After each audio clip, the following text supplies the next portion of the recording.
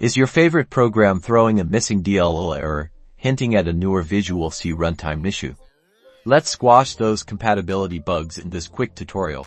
First, head over to the official Microsoft website. I've put a link in the description for easy access. This is where we'll find the Visual C redistributable packages. You'll see a list of different versions: 20,152,022, 2013, 2012, and so on. Now, before blindly downloading, take a moment to figure out which version your program actually needs. Sometimes, the error message itself will tell you which one is missing.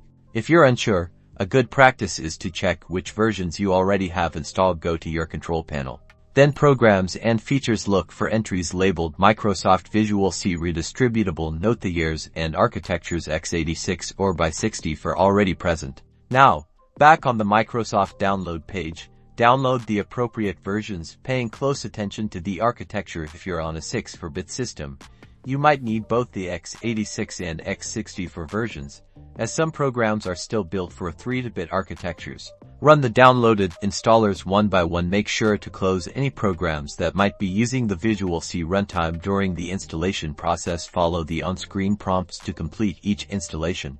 After installing all the necessary redistributables, restart your computer. This ensures that the system properly registers the new runtimes. Finally, try running the program that was giving you trouble. Hopefully, those pesky error messages are gone, and your application is running smoothly. If you are still encountering issues, make sure you downloaded the right package or try reinstalling the application itself. Now you know how to fix those Visual C runtime errors.